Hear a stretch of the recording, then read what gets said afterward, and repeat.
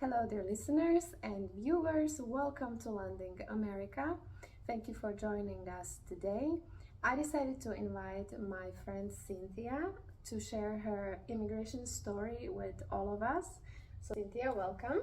Oh, thank you very much, Tatiana, for inviting me. I'm happy to be here and share my story, and hopefully others can resonate with it. Thank you so much. Let's start from the very beginning. Cynthia, where are you from?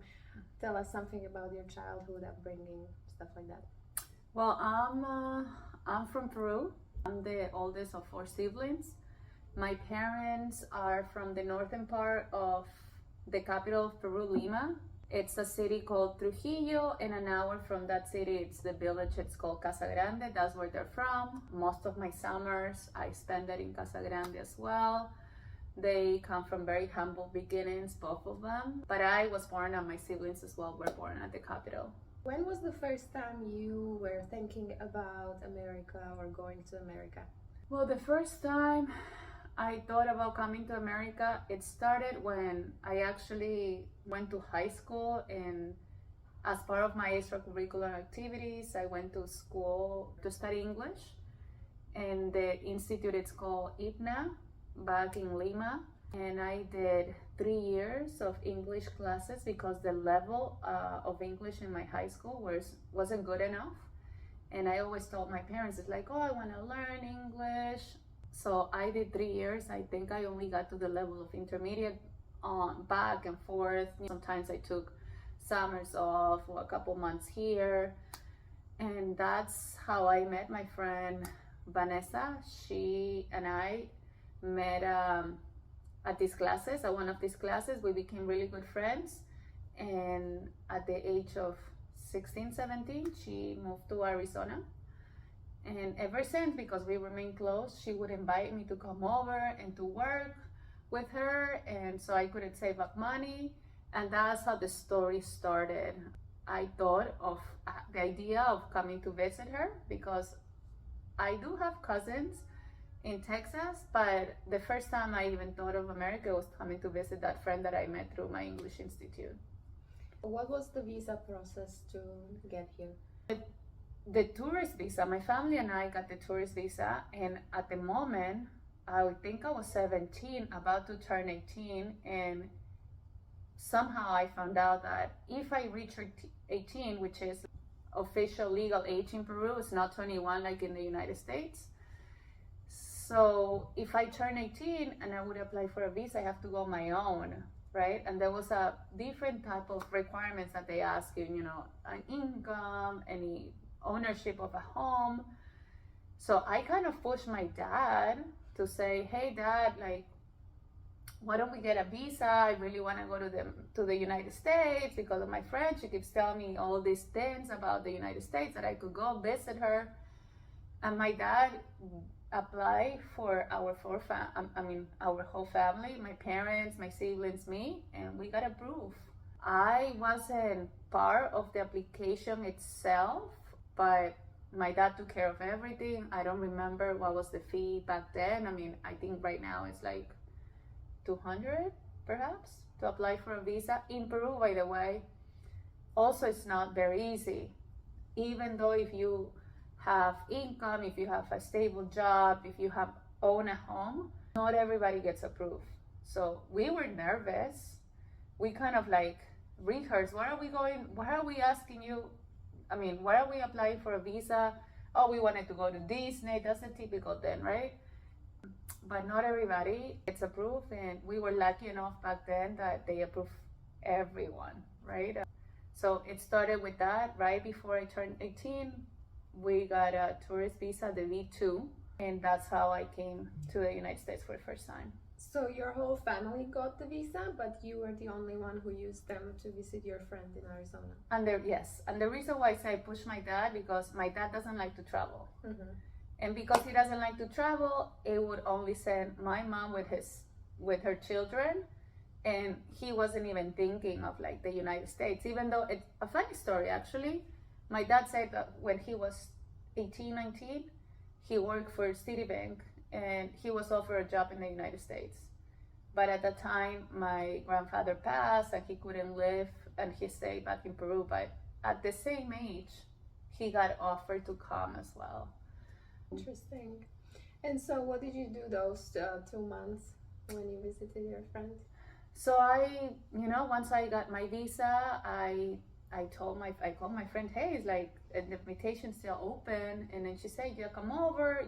She got married to an American. Her husband now, Casey, Casey's family own a cookie shop.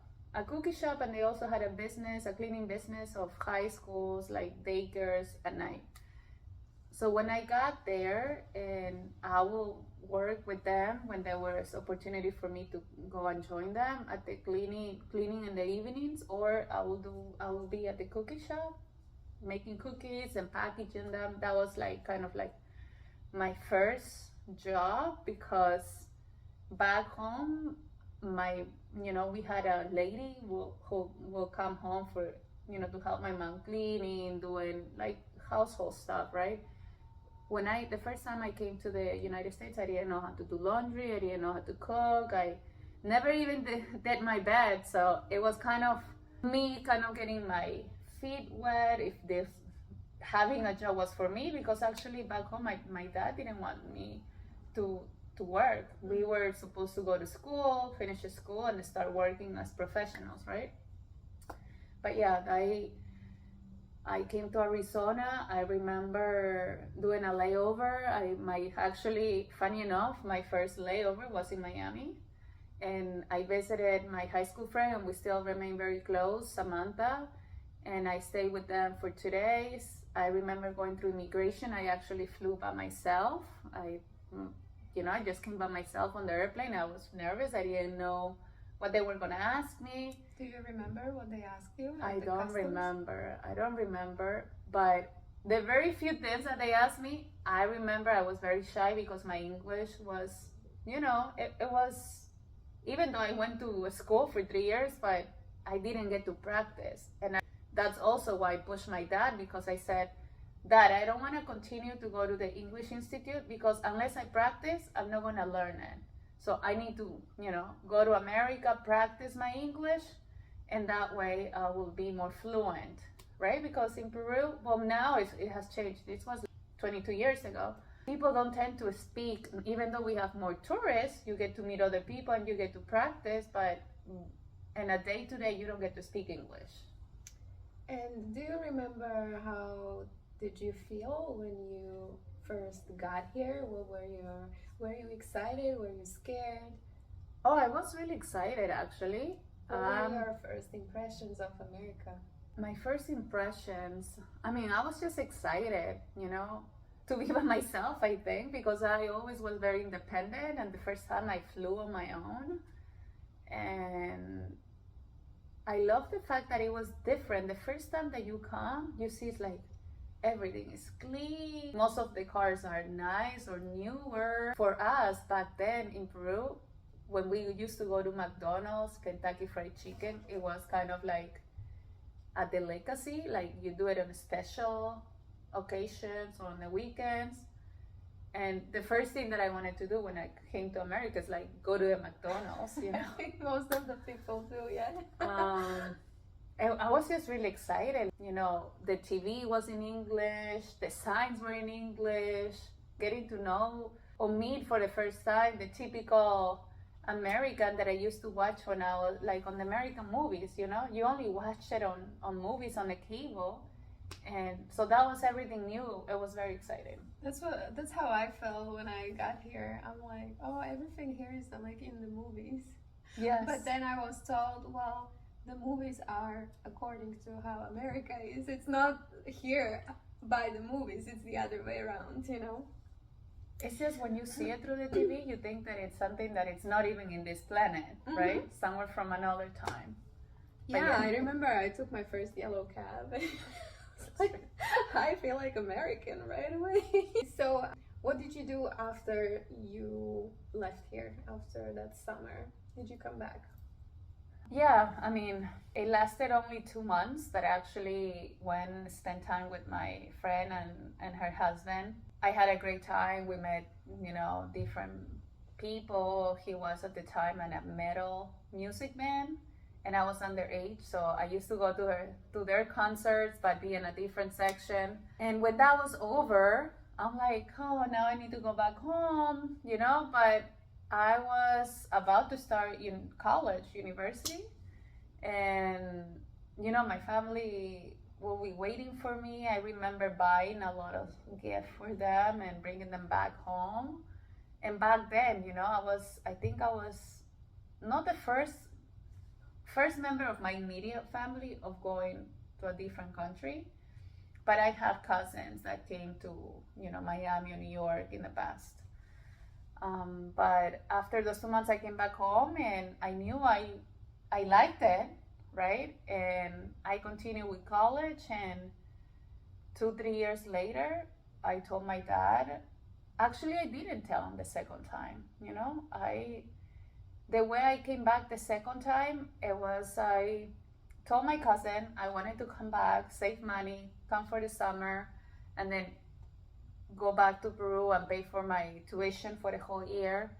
And my cousin was the one that lent me the money, and I only told my dad 3 days before my flight was leaving that I was coming to the United States. You were a little rebellious. Yes, I don't remember why I didn't ask my dad, hey dad, you know, I want to go, would you mind lending me some money so I can buy the ticket, I'll pay you back. It wasn't work. I don't know why, but it happened that I remember my cousin giving me money and then paying her back. You probably wanted to be sure that what you're doing is no one is stopping you. I had the same situation.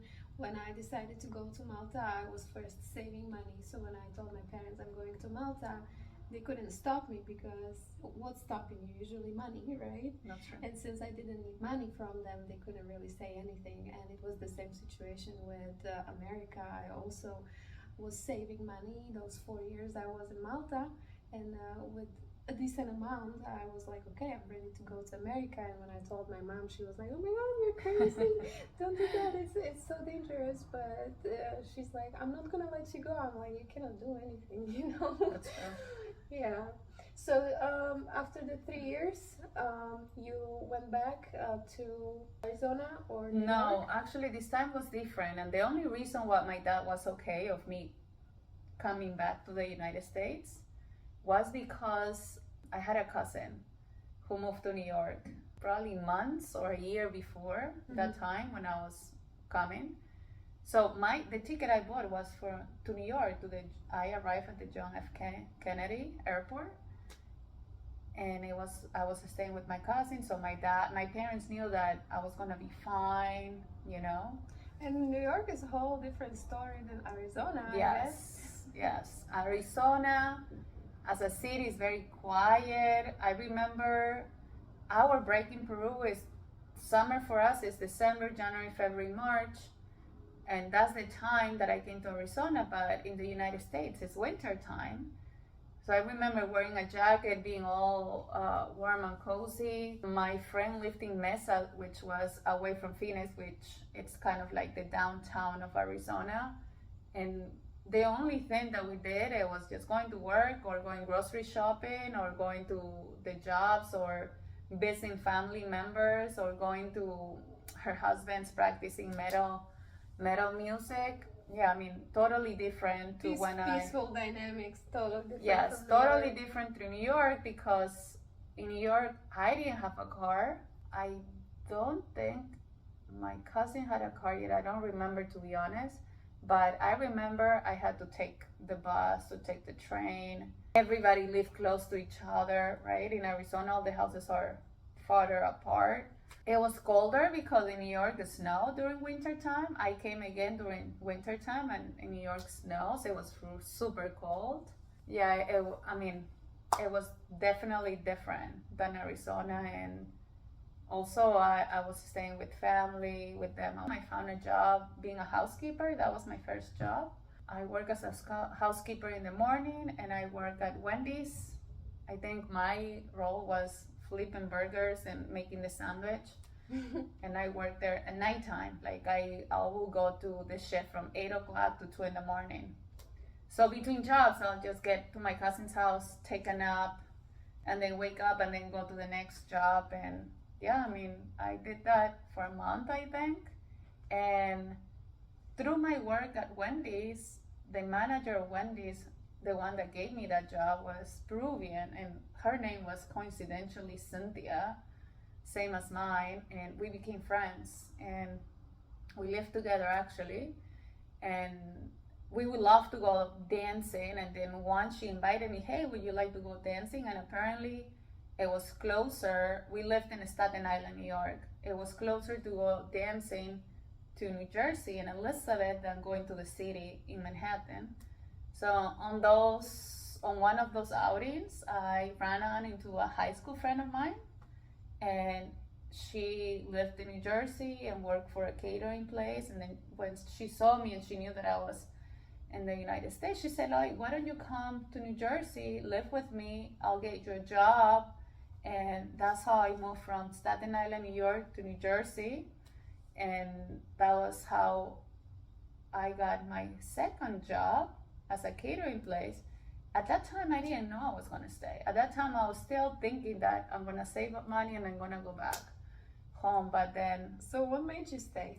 what made me stay, it's once I started working, once I started saving money, like I told you before, I was very independent from even high school before I came to America the first time. I never liked to ask my parents for money. And I always felt the need to like be resourceful to get my own money, because even in high school I used to sell these little bracelets. So you love the independence. I loved independence. So I was on my third year of college going into the fourth, and once I realized I was working, I was saving, I was living on my own, I didn't have to explain myself to anybody. That's what make me think. I said, oh, and I can go to college here, right? Finish my engineering school, because engineering, like, the numbers are the same everywhere. And that's when I told my parents, it's like, maybe I'm just gonna take a semester off. That's how it started. My semester started in March and finished in July, August, and then another semester started August to December. And so I said, okay, let me take a semester off. The semester passed by, and the reason why I stayed, actually, besides the independence, besides the saving, was that I didn't want to go back to college and be behind like my other classmates. And because I like my independence, I ended up staying. So that semester turned into like the many years, 22 years later, I'm still here. But yeah, that's what changed in my decision of whether staying or going back. So how many years did it take you to basically get a status? Well, when I overstayed, right, I realized that I couldn't go back home, right, until I became legal. And I had friends who worked with me at the catering place that I work with. We did weddings. We'll just gather around and talk to each other and say, I was like, oh, we need to get married. They will fall in love with us and they will get married to us. And I thought it was gonna be easier, right? People will fall in love in a year, 2 years, and I had a boyfriend at the time, and we've been together for 2 years, I think. He knew my situation, obviously. And once everything was good, there was no problems. I really liked his family, but I found out he cheated on me.